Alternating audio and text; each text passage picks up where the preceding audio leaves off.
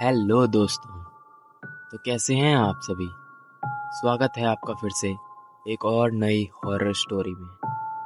तो ये कहानी है एक छोटे से गांव की, जिसके बाहर घने जंगल के बीच एक पुराना मंदिर था।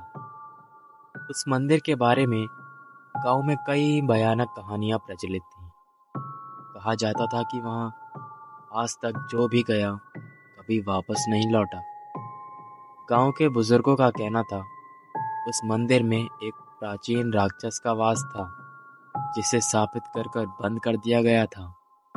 और रात होते ही उसकी प्रेत आत्मा जाग उठती है और उसे मुक्त करने वाले की प्रतीक्षा करती है। रात का समय था और अंधेरा चारों ओर फैल चुका था। राजेश और उसके दोस्त मंदिर के बारे में ही बात कर रहे थे। राजेश को इन कहानियों पर बिल्कुल भी विश्वास नहीं था। उसने हंसते हुए कहा, मैं तो आज ही इस मंदिर में जाऊंगा और देखूंगा कि क्या है वहाँ।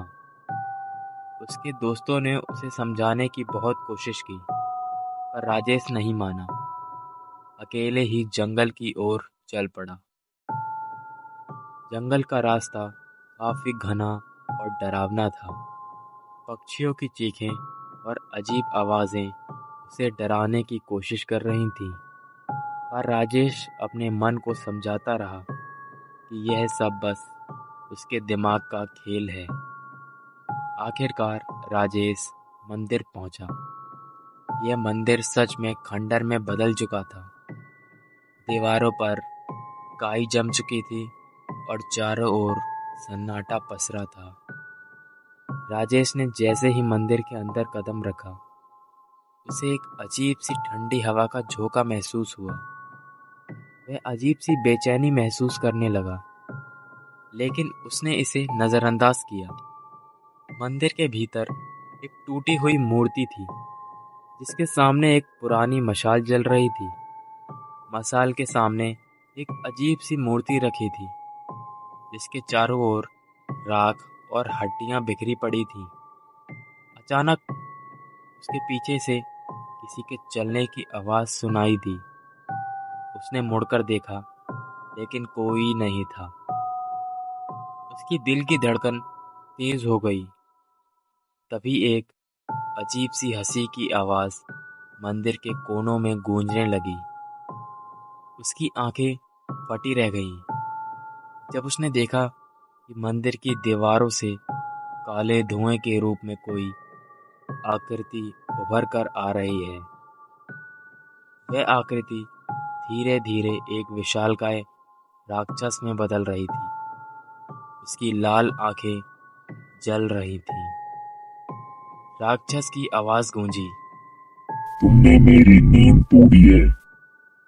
अब तुम्हारी आत्मा मेरी होगी। राजेश का शरीर थरथराने लगा। उसके पैर जमीन से चिपक गए थे। वह चीखना चाहता था, लेकिन उसकी आवाज जैसे गले में ही अटक गई हो। राक्षस धीरे धीरे उसकी ओर बढ़ता चला गया। उसकी लाल आंखें और नुकीले दांत राजेश की ओर बढ़ रहे थे। तभी मंदिर की मशाल बुझ गई और चारों ओर घना अंधकार छा गया। अगले दिन गांव वालों को जंगल के पास राजेश की चप्पलें मिली, लेकिन उसका कोई पता नहीं चला। कहते हैं उस दिन के बाद से जो भी उस मंदिर के पास गया, वह कभी वापस नहीं आया। राजेश की गुमशुदगी के बाद गांव वालों ने उस जंगल को हमेशा के लिए छोड़ दिया और वह मंदिर फिर से अपनी शापित कहानियों में खो गया।